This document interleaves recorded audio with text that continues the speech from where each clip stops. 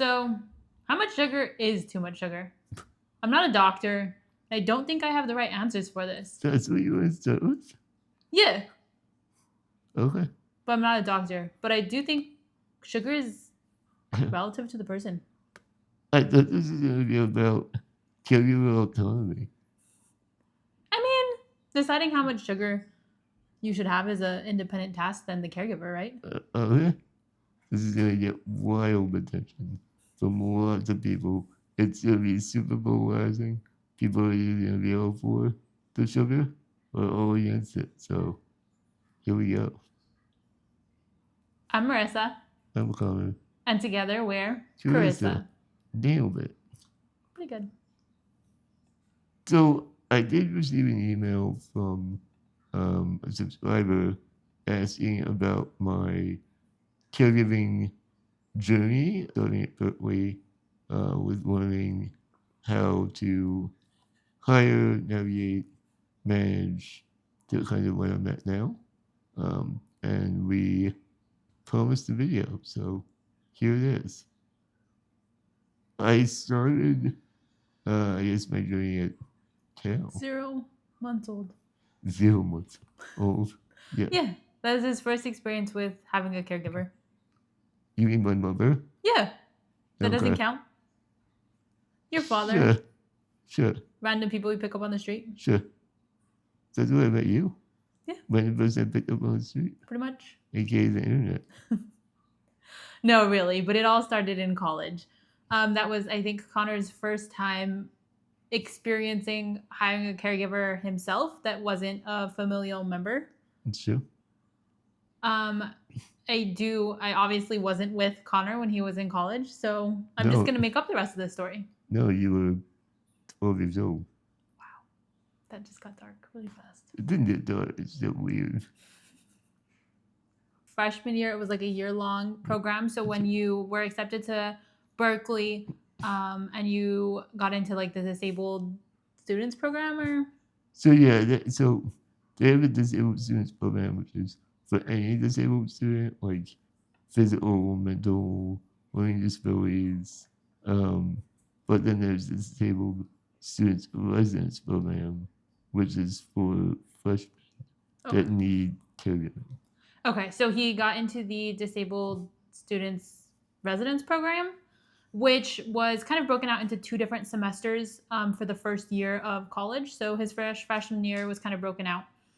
The first semester in this program, they received 24/7 on-site caregiving. So basically, your first semester in college, you signed up and got accepted into this program, and they were providing caregivers that you did have to schedule them. It wasn't just like they were there for the running and you just walked in at whatever time was convenient for you and were like, hey, this is what you got to do.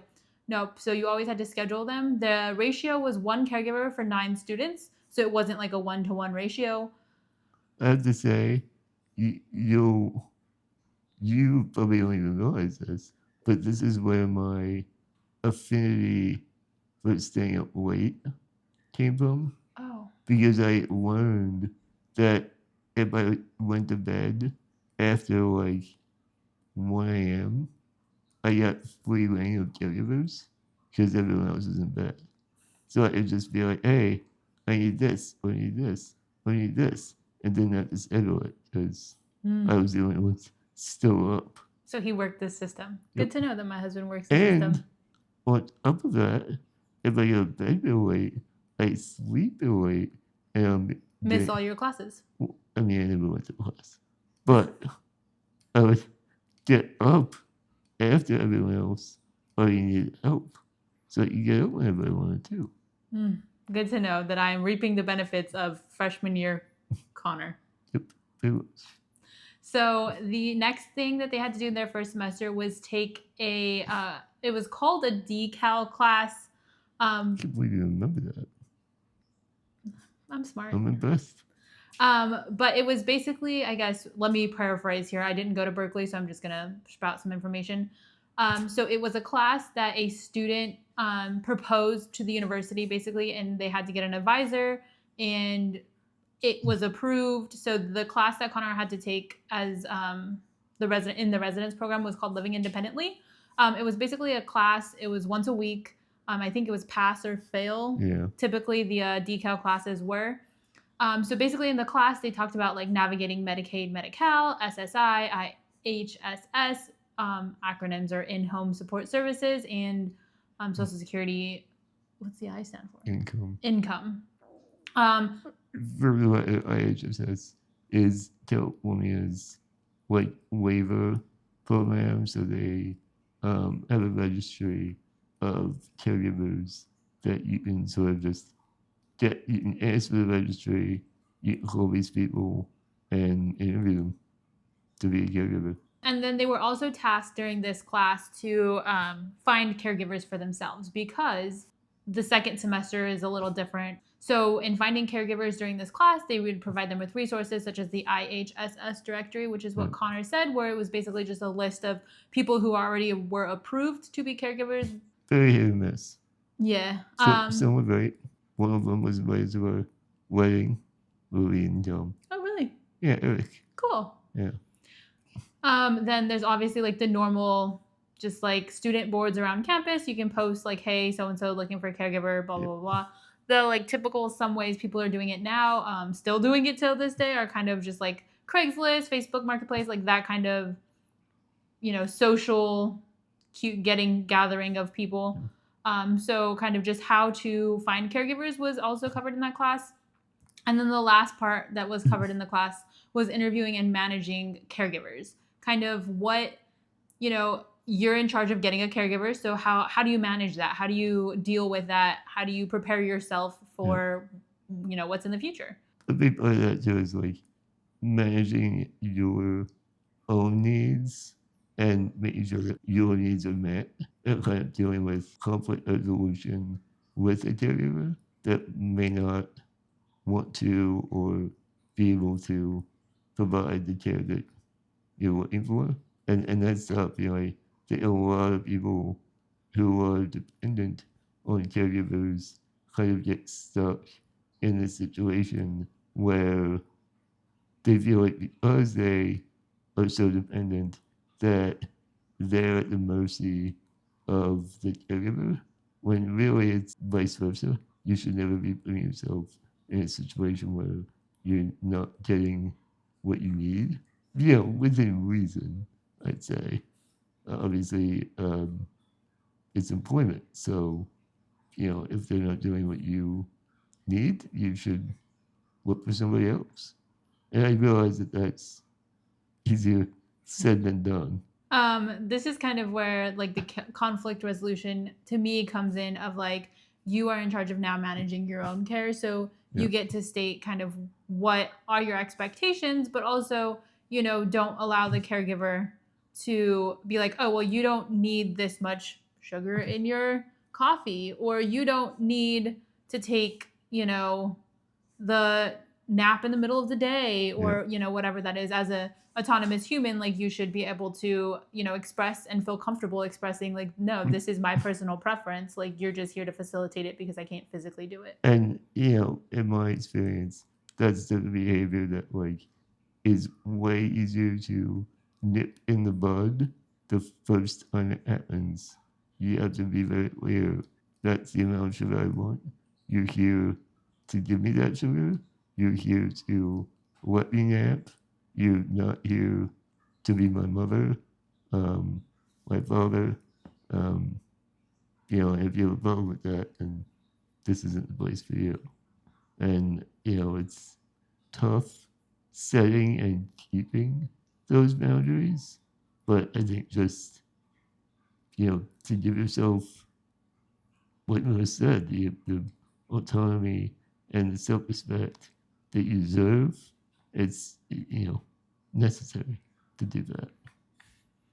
So a couple of other things that were like kind of emphasized in the first semester of this college program were transportation services, accessible housing programs, independent living, like just kind of how do you navigate life going forward as an adult now that you're no longer, under your parents, providing all of these things. How do you figure out what those needs are because you may not have been aware of them, and how do you advocate for yourself in those areas. Yeah, I think education services was big back then. I mean, this was in 2006. Yeah, 2006. Uber didn't exist back then. I mean, even now, Uber's not accessible in every city. So, without a wheelchair modified van, getting around was not easy. And transportation is a big part of independence. So being able to provide those services and provide information about how to navigate the Bay Area on your own, it really opened my world just to be able to travel wherever I wanted to. And then that kind of wrapped up the first semester in terms of what was required in the student residence program, along with what was additional kind of just learning on your own. The second semester of the year-long program was, now you no longer are using their 24/7 on-site caregivers. You are responsible for staffing your own caregiving needs. Yep. So you were responsible for, it wasn't just like, oh, well, I can just head to my dorm and, or my student house and I can call up the number and they'll be here in a moment. Like, no, well, if you didn't prepare for that, properly to make sure your person is there, like, so they were teaching that independence. I believe, if I'm not mistaken, that they did provide emergency. So they were still there. They were still on site 24/7, but you were expected not to use them. And if you needed to use them every now and then, it wasn't a big deal. But if you were regularly using them, the director of the program would kind of pull you aside and, be like, what are you doing? Do you need help getting your own caregivers? It was there as a collective tool, but it was expected that you would be providing your own caregivers. Which I would think as a director is kind of easy to identify those people who Sure. are overusing the resource. Yeah. And so that kind of set up his freshman year of college, which the Disabled Students Residence Program was only 1 year long. Yep. So after that first freshman year of college, They Conor, kicked my ass out. yeah, Conor got kicked out onto the curb, basically. Pretty much. So he had the tools now based on the classes that he was taking, classes that he took. Yeah, that's what I was like. He probably didn't, but No. just kind of like any other life situation, they provided him with the resources. It's up to him to kind of navigate those resources or ask for more assistance in terms of navigating the resources. Yeah, I mean, there was a lot of learning still to do. I mean, I'm still learning. But early on, I relied heavily on friends and students. I can tell you that was a mistake. You should never use friends as caregivers. Boundaries get blurred. You may end up being resented by your friend. So it's just, in my experience, it's not a good mixture. So it took me a few years to really learn that. After college, I moved again to Washington, D.C., where I also knew no one. So at that point, I transitioned to an agency for caregivers. They didn't have the same waiver program that California had with IHSS, so there was no registry there. So I didn't want to have to deal with finding caregivers, especially having just started my first big boy job. I just didn't think I would have the bandwidth for that.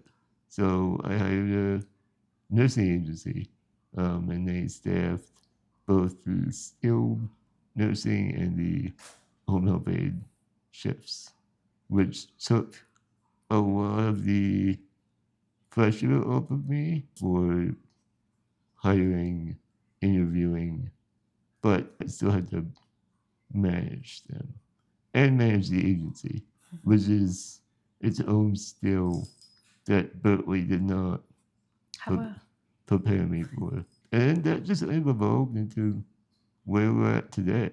I mean, I still use an agency today. Yeah, he still uses the agency model, which I think has its positives and negatives. Mm-hmm. I do think it is easier to keep a fully staffed shift that Yeah. way, to make sure everything is the needs that you have for that day met. I think that staffing yourself is probably a really rough gig, Yeah. honestly. I feel like if you do it that way, you tend to find people that you fit with better. And so when it comes to caregivers, kind of what is the typical experience that you have in terms of, okay, I get a new caregiver and these are the like priority things that I want them to learn, and like this is how I. So the question, it really depends on the shift. For the evening shift, showering is important because I like to shower in the evening. And if they're not good at showering me, I probably don't want to keep them. It can take me up to an hour to shower, and if that's not an experience, yeah, it's tough to say. It's kind of one of those things where almost within like 10 to 15 minutes of meeting someone, I can tell whether they're going to be a good caregiver or not. I think that I read people really well, and I don't know if I read people really well because that's a character trait, or I read people really well because I develop that skill after like dealing with caregivers so much. It's just such a vulnerable position to be in that you have to learn very quickly whether or not like you can be open with someone, right? All right, I got another question for you. You're on the spot. Okay. All of this experience with caregivers, hiring your own through an agency, how do you navigate the process of letting one go? Change my phone number and ghost them. Change overlaps, move, pretend like they didn't exist. I don't actually know if that's a very great philosophy. That's actually not the one he uses, to be honest. No, it's not. Going back to what I said in the very beginning, where I learned quickly not to have friends. As I got older and got wiser, I, in using the agency model, could use the agency sort of as a buffer. If I wasn't happy with a caregiver, I would tell the agency, hey, it's not working out with this person, find someone new. I think keeping professional boundaries, using the agency to do the hard stuff has saved me lots of anxiety. Because again, I don't want your obligation.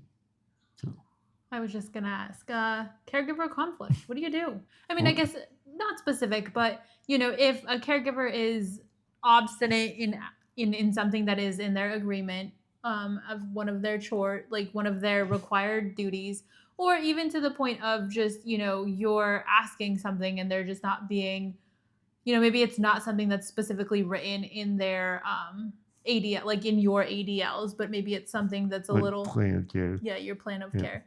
Maybe it's something a little, off the cuff, or how do you deal with that, and how do you? I mean, I think it depends on what it is.